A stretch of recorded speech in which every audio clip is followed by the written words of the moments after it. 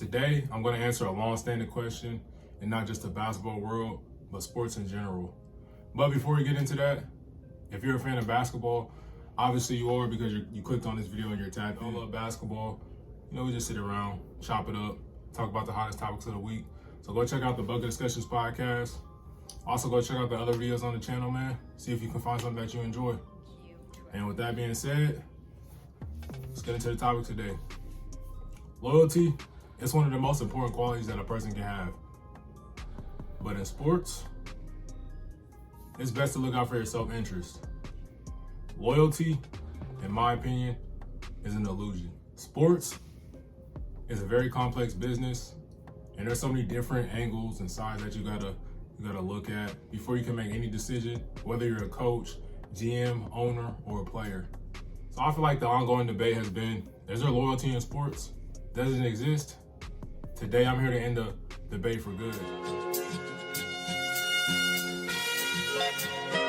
Hey, yo, foreigner, you crazy for this Okay. Yeah, that thing I'm jab riding when I'm left hooking. Fiends say they love me cause they know I keep that sack moving. Sad to say, but this the life that I have grew in. I had to hustle, skipping class, man, I was true in. I can flip some packs. Part 1, don't fall for it. Now, owners have done a great job of manipulating the minds of sports fans, making them feel like these players owe you something, or that's your guy. He can't leave, he can't do this, he can't do that, or he's disloyal. Well, I'm here to tell you today, man, loyalty is an illusion and it's not real. Something that I always gotta remind myself, as big of a sports fan as I am, is that these people are humans as well. They just play a sport at a very elite level. They get paid a lot of money, but they're not much different from me and you. So as fans, we gotta keep remembering that they're human. They have good days, they have bad days. They have families, they have responsibilities that they gotta deal with on a day-to-day basis. Growing up as a fan of 2 major leagues in the NBA, the NFL, I was naive growing up. I didn't really understand the business side of things. I didn't understand why the NBA and the NFL was so popular. I just knew it was on TV and my favorite players were playing, man. So I had favorite players like Carmelo Anthony, LeBron James, Jamal Charles, just guys like that, man, and just the fan favorites. I was just watching my favorite players play. My first encounter, though, let me go back to Jamal Charles, touch on that. I had his posters at home when I was growing up in my room. That was my favorite player. He was electric. He was a dog at running back for the Kansas City Chiefs. Arguably the best running back in Kansas City Chiefs history. He had a lot of great backs, but he's definitely up there. My first encounter, 2015, Jamal Charles. First, let me back up. He got injured a lot. He had, not little knick-knack injuries. He had major injuries like tearing his knees, stuff like that. In 2015, Jamal Charles was balling out. I remember this day like it was yesterday. They were playing against the Chicago Bears and handed the rock off to bro. And we just seen him go down. And I was just like, damn, is the season over? Like, what's going on? With the player that's injured, you never want to see him go down, so you automatically assume the worst. But me, I was like, we'll see. Jamal Charles not returning to the game, torn ACL. But me, as a youngin', I was naive. I was 13, 14, here thinking, the Chiefs, you see I'm rocking them today. That's my organization, my favorite team, my squad. I root for those guys year in and year out. Jamal Charles is also my favorite player, so I'm like, okay, so this is what we're gonna do. In my mind, as a youngin', oh yeah, we're gonna wait for him to heal up. He gonna get back right. He gonna get on the field, and then we're gonna ball out again. But that's not how it worked, man. Without me realizing it, that was signifying his end of his Chiefs career. As soon as he got released by the Chiefs, bro went and signed with the Denver Broncos, our arch rival. So that kind of just like smacked me in the face and made me step back and was like, damn, like, why would he do that? Why would he go sign with our arch rivals? Mind you, I'm still young. Looking back on it though, he was doing what was best for his career. The Chiefs said, you're hurt, we don't need you anymore, get out of here. So he's like, all right, I'm gonna take the best offer. So the best offer was our arch rival, so he went and signed with the Denver Broncos. At the time, I was upset about it, but now I can't really be mad at him. He just wanted to extend his career. The Chiefs weren't gonna give him that opportunity, so he dashed. So, So it is what it is. Part 2. It's just business, nothing personal. So I'm gonna break down some examples of where teams were disloyal to players that were loyal to them. First off, I feel like this is the best example because it shows you how ruthless and cold-blooded business is at the end of the day. Everybody involved is just gonna do what's best for them. So we have a 5'9" guard everybody's familiar with, Isaiah Thomas, balling out in 2016 for the Boston Celtics, getting buckets, averaging 29 points a game, in the MVP conversation. The city of Boston loves him. NBA fans in general just love him. Like, that was just super fun to watch. Bro was doing his thing. But he hurt his hip. But he was loyal. He like, this is my organization. I got the city on my back, city on my shoulders, piggyback. I'm gonna play through it. Bro plays through it. Ends up making his hip worse. And as a 5'9" guard, to be 5'9" in the league is very crazy. But you have to do something like at a very elite level, which Isaiah Thomas did. He was blazing fast. He had crazy bursts. And he can score with ease. So when you lose that, your career is just basically just GG's. So once he got hurt, he played through it in the playoffs.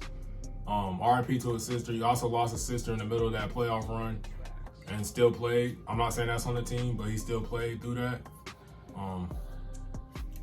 I think his mind, he died at the end of the season.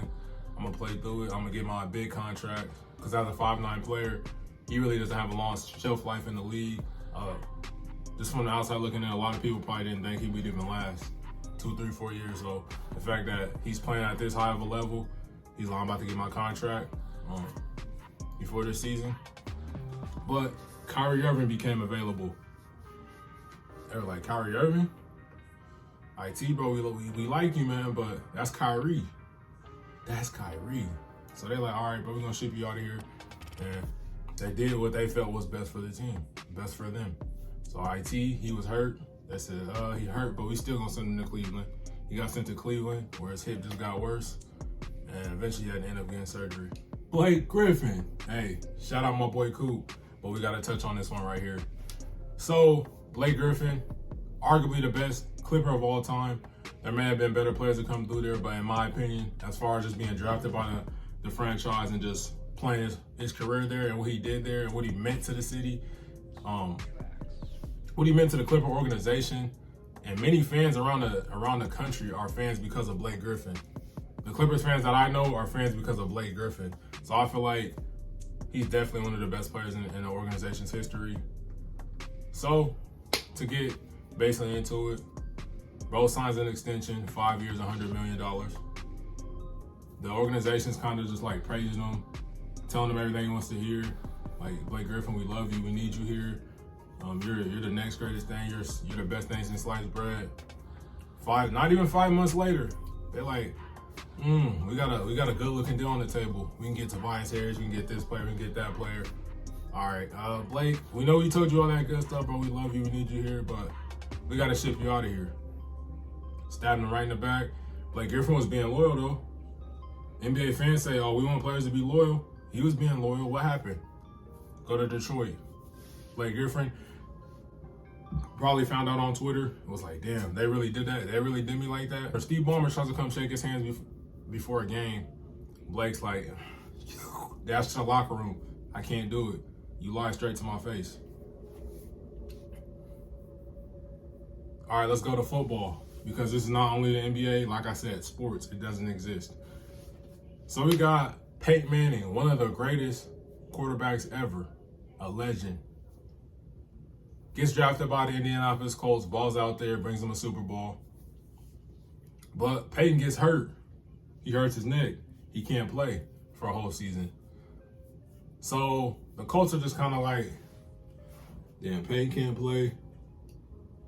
There's a new hotshot named Andrew Luck coming in the draft. Oh, we tanking. We're not looking good right now. We have a possibility of getting Andrew Luck. Peyton is getting kind of old. He does have a hurt neck. We don't know if he's going to come back the same. So it's like, okay. Oh, we got the #1 pick. All right. Peyton Manning, we're going to have to let you go. We're going to have to trade you, see what we can get for you. We're talking about one of the greatest quarterbacks ever. Peyton Manning. All he meant to that city, all he meant to that franchise, and they still got rid of him. Now I got some honorable mentions. I just want to talk about DeMar DeRozan. Fell in love with the city of Toronto. Felt like he was going to be there forever. Ends up getting traded. He doesn't even get a call or a text before it goes through. And the story goes on YouTube. You can go find it. He's at dinner. He's eating. He looks up. A whole bunch of people are texting him, hitting his phone. He looks. He like, people saying, "Are you okay?" and stuff like that. He doesn't even know what's going on. He steps out, makes a call. He like, damn, I got traded. And mind you, bro is one of the only superstars that actually declared their love publicly for Toronto. Was like, I want to stay here. I want to build something here. Obviously, they did their thing in the playoffs, but they did win a championship. But he made it clear that he wanted to stay there. He wanted to be there. He wanted to do his thing. And they got bro out of there without even a courtesy call, a text, anything. Ray Allen. Ray Allen's playing for the Boston Celtics. He's balling. They win a championship. Contract's up. He gets released. He gets not released. His contract's up. Enters free agency. Sees opportunities to further his career, better his career, make more money, whatever the case may be. Goes plays with Miami, who needs shooters. He like, I'm a shooter, one of the best of all time. I'm gonna slide to Miami. Now, the fans are angry at him in Boston. Kevin Garnett's angry at him. Paul Pierce's angry at him. Rondo's angry at him. Everybody in Boston's just angry at bro for sliding to the enemy. I understand that. I understand what you guys are saying. Garnett, Paul Pierce, you guys left and went to a different team, didn't you? So I don't really understand where the anger's coming from. Even at the NBA Top 75 ceremony, we see the little, I don't know what it was. Ray Allen didn't dap up KG or Paul Pierce, and it was kind of awkward. But I don't really understand where all the animosity is coming from. Ray Allen just did what he felt was best for his career, and Boston even tried to trade him a couple times that season. So there's no issue with that, but there's an issue when bro goes and does what he feels is best for him. It doesn't make any sense. The thing that all these situations have in common is clear. The team is going to do what's best for them and what's in their best interest. The loyalty thing, we like you, you're cool, but we got a better opportunity. We're gonna move on. We're gonna trade you. We're gonna release you. We're gonna do what we gotta do. We're gonna do what's best for us. 10 times out of 10, that player that you guys want to be loyal is gonna get screwed over at the end of the day. When a player fulfills his contract and does what he needs to do, I don't understand why he gets backlash. He fulfilled his contract. He played it out. Now he gets to text free agency. He gets to move on to another team, or if he decides to do that. The thing that I love about this NBA and just this era that we're in is that players have more money than ever. They have more leverage than ever. And they have the power to take their career into their own hands. They don't have to be beholden to an owner. They don't have to be beholden to an organization. If you have an elite skill set, if you can shoot, if you can pass, play, make anything, a team's gonna be able to be willing to pay you what you're worth. If one team doesn't see your worth, man, there's definitely another team out there that's like, oh yeah, come over here, man, we got you. We'll get you this, we'll get you this, and that. Like, you can't really be upset when a player goes and gets his money, or he's trying to set up his family for future generations and just trying to build wealth. I'ma say it, I said it already, and I'ma say it again. Loyalty is an illusion. It's not real, it's never been real, and it'll never be real in sports. So just get that out your minds. Guys like Kobe, rest in peace.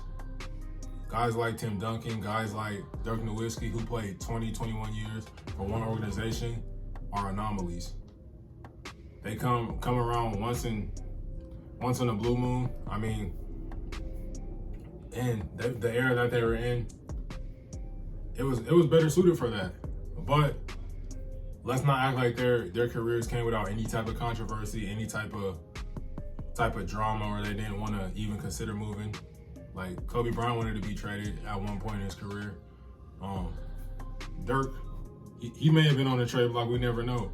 But just that whole, the players will stay with one team, that's just it's not realistic at the end of the day. Even Tom Brady, he played with one team for 20 years. The Patriots end up moving on from him. So there's nothing wrong with loving your team and being a diehard fan, because I'm a diehard fan as well. I'll rep my team to the fullest. I support them. When they lose, I lose. When they win, I win. So I have none but respect for diehard fans. So when a player chooses to do what's best for him or her, their families, don't be upset. Don't be one of these fools out here burning jerseys, sending death threats to their families, to them, talking crazy on Twitter. Don't be that guy. Just understand, they're human. They're doing what they feel is best for them. When a team does what's best for them, I don't see any fans outraged. I don't see any fans burning the team logo or anything like that. The next time you get upset, you get angry, please tell me, real quick, just answer this question. Are you taking a job that makes less money? Are you taking a job that doesn't benefit you or your family? No, you're not, bro, so just cut it out. Thanks for tuning in today. Let me know what you guys want to see next, what topics, questions, anything that you guys have about sports and what you want to see next. I had to end this debate once and for all. Loyalty does not exist in sports. Cue the rain. Jungle like I'm Conan, count up with both hands. Switch the flow like it was broken. I'm on the road, man, making plays just like DeRozan. I shoot my shot, and that shit wetter than the ocean. I brag a lot, but with the wind and come the boasting. I made a lot from them apartments that I sold, and he didn't make it up to college. So them streets where he enrolled in. I know I'm a scholar from the moments that I was exposed in.